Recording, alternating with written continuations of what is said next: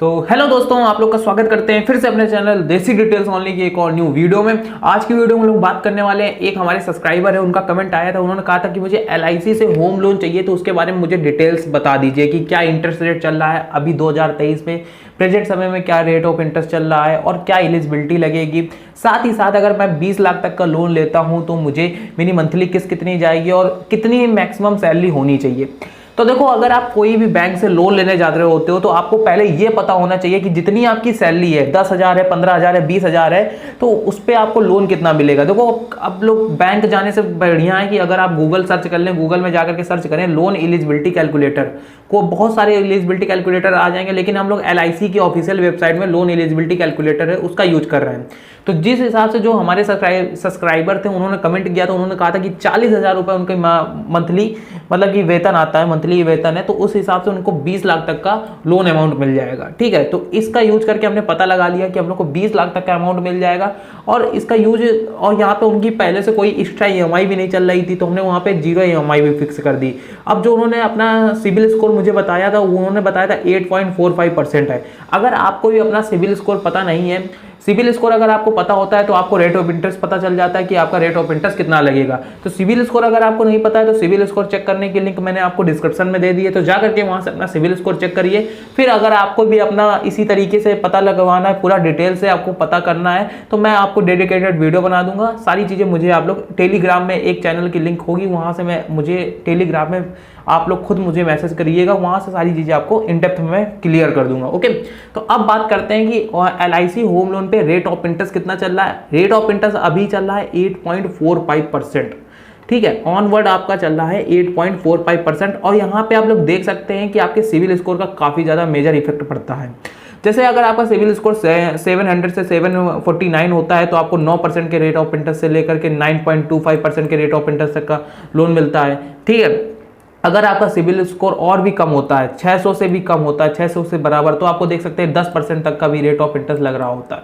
तो civil score आपको बहुत ज़्यादा इंपॉर्टेंट है। तो सिविल स्कोर अगर आपने नहीं चेक किया तो सिविल स्कोर पहले जाकर के चेक करिए, उसके बाद आप लोग मुझे बताइए।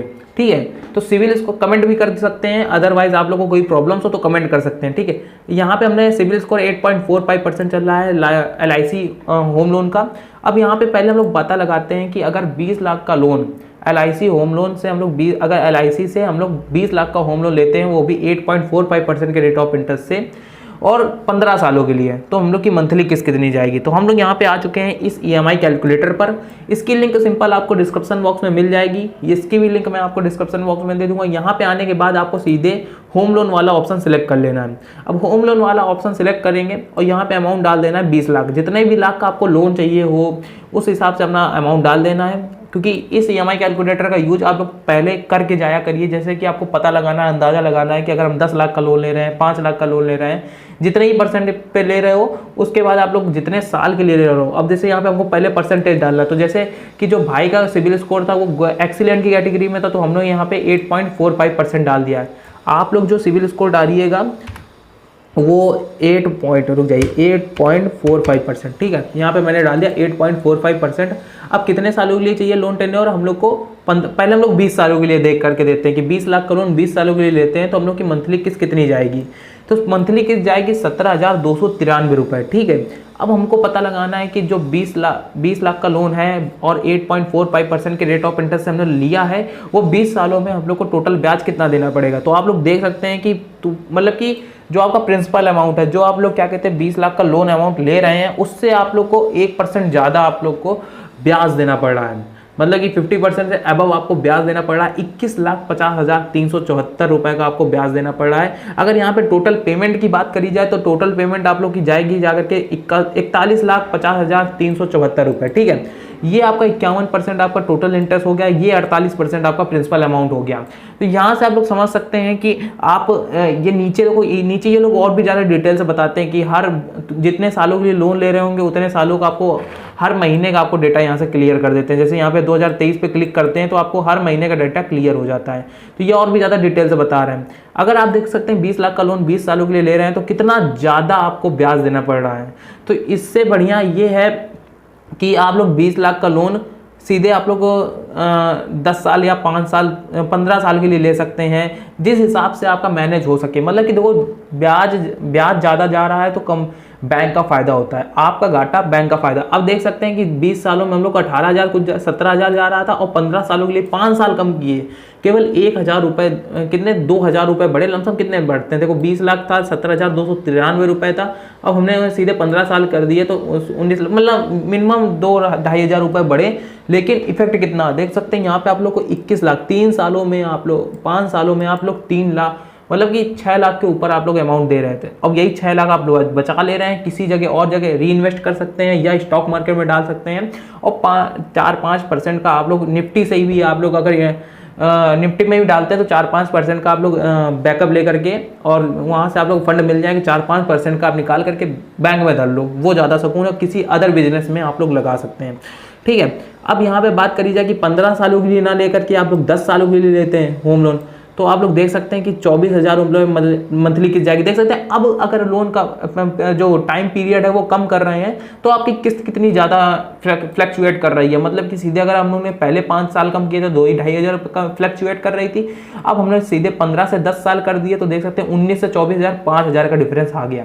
लेकिन हाँ, अब आपको कितना ब्याज लग रहा है, कहाँ आप लोग को 21 लाख रुपए ब्याज देना पड़ रहा था, अब आपको सीधे सीधे 9 लाख 9.5 लाख रुपए आपको ब्याज देना पड़ रहा है, 9,70,000 रुपए आपको ब्याज देना पड़ रहा है, जिसमें आपको टोटल पेमेंट आपकी 29,69,242 रुपए जा रही है। तो आई होप आपको पता चला होगा। इस EMI कैलकुलेटर की लिंक मैं आपको सिंपल डिस्क्रिप्शन बॉक्स में दे दूंगा, ठीक है। तो अपने अमाउंट के अकॉर्डिंग जितने साल के लिए आपको लेना हो और जितने आपका जो भी सिविल स्कोर के हिसाब से जो आपका रेट ऑफ इंटरेस्ट लगे, देख सकते हैं इस EMI कैलकुलेटर में जो इनका जो मतलब कि LIC का जो LIC की ऑफिशियल साइट है उसमें आप लोग को पता चल जा रहा है कि अगर आपका देख सकते हो, मैं सारे जो 60 से कम है, 60 के बराबर है, 600 से और 150 से 200 के बीच में, तो आप लोगों को कितना लोन अमाउंट लगा, कितना आपका इंटरेस्ट लगेगा, वो सारी चीज़ें मैंने आपको दिखा दिया है। तो अपना सिविल स्कोर चेक करिए जा करके, सिविल स्कोर के हिसाब से अपना रेट ऑफ इंटरेस्ट यहाँ से पता करिए। तो तो मैंने आपको देखो बताया था 700 से 749 होगा तो आपको 5 करोड़ तक का लोन मिलेगा 9% के ब्याज पर, और अगर 9.25% के रेट ऑफ इंटरेस्ट लगता है तो आपको 5 करोड़ से 20 करोड़ के बीच में आपको लोन मिलेगा, ठीक है। अब यहाँ पे बात करते हैं कि अगर 600 से 700 के बीच में होगा तो 9.35% से लेकर के आपको 50 लाख तक का लोन मिलेगा, 9.5 से लेकर के 50 लाख से 2 करोड़ के बीच में मिलेगा, और 9.65% के रेट ऑफ इंटरेस्ट से 2 करोड़ से 20 करोड़ के बीच में आपको लोन अमाउंट मिलेगा। तो रेट ऑफ इंटरेस्ट आपका सिविल स्कोर पर डिपेंड करता है। सिविल स्कोर जरूरी है, सिविल स्कोर चेक करने की लिंक मैं आपको सिंपल डिस्क्रिप्शन बॉक्स में दे दी है, ठीक है। तो अब यहाँ पे इस EMI कैलकुलेटर, ये है जो EMI कैलकुलेटर है, इसकी लिंक भी आपको सिंपल डिस्क्रिप्शन बॉक्स में मिल जाएगी। इसका यूज करके आप लोग पता लगा सकते हैं आपकी मंथली किस्त कितनी जा रही है, कितने सालों में आपका लोन कंप्लीट होगा। जैसे इसमें 10 सालों का डेटा है तो 10 सालों में आपको पता चल रहा है कि कितने सालों में आपका लोन कंप्लीट होगा। सारी चीज़ें आपको यहाँ से अच्छी तरीके से पता चल जा रही हैं, ठीक है। तो इस EMI कैलकुलेटर की लिंक मैं आपको डिस्क्रिप्शन में दे दूंगा, क्योंकि लोन लेने से पहले आपको हर एक चीज़ क्लियर होनी चाहिए, ठीक है। कोई भी जल्दबाजी ना किया करो। लोन लेने से पहले अगर कोई भी डॉक्यूमेंट्स है वो किसी को भी शेयर ना करें, कोई भी आप लोग को रैंडम, भाई आजकल तो भाई काफ़ी लोग वो बैकअप में लगते रहते हैं ना कि भाई फ्रॉडगिरी वाले बहुत ज़्यादा चल रहे हैं, तो वो आप लोग किसी को भी आप लोग अपना वो ना दें, ID प्रूफ डॉक्यूमेंट जो भी है ना वो किसी को भी ना दें यार, मेरी तरफ से। तो अब यहाँ पे बात करी जाए कि इसमें होम लोन लेने से पहले आपको डॉक्यूमेंट्स क्या देने पड़ेंगे। तो KYC के लिए आप लोग इन 4 में से कोई एक भी चीज़ लगा सकते हैं। पैन कार्ड लगा सकते हैं, आधार कार्ड लगा सकते हैं, फॉर NRI पासपोर्ट रिक्वायर्ड लगा सकते हैं, प्रूफ ऑफ रेजिडेंस लगा सकते हैं। अब इनकम डॉक्यूमेंट्स के लिए बात करी जाए तो सैलरी स्लिप आप फॉर्म 60 लगा सकते हैं, बैंक स्टेटमेंट लगा सकते हैं 6 to 12 मंथ का, लास्ट 3 ईयर्स की इनकम टैक्स रिटर्न लगा सकते हैं along with the financial of for self employed, ठीक है। प्रॉपर्टी डॉक्यूमेंट्स के लिए आप क्या लगा सकते हैं, proof of ownership of property. Property के लिए जिसके नाम हुई है, जिसका पहले जिसके नाम थी, वो सारी चीज़ें, तो जो प्रॉपर्टी के कागजात होते हैं वो सारी चीज़ें आप लोग को देनी होती है। Up to date tax paid, देखो जिस डेट में आप लोग के पास मतलब कि आई थी ज़मीन एक दूसरे के नाम पे, तो वो भी आपको सारी चीज़ें देनी होती है। जो भी प्रॉपर्टी की डॉक्यूमेंट्स होते हैं वो सारी चीज़ें आपको यहाँ पे देनी होती है।